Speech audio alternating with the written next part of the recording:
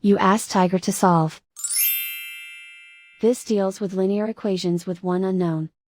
The final result is c equals 2. Let's solve it step by step. Simplify the expression.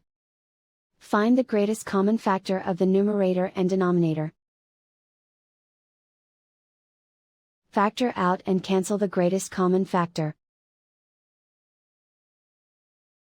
Swap sides.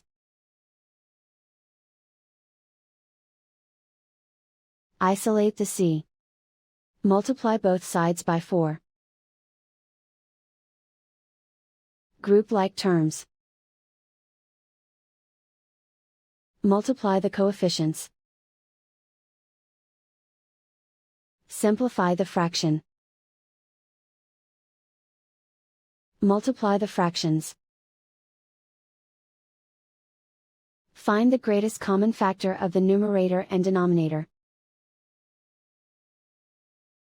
Factor out and cancel the greatest common factor.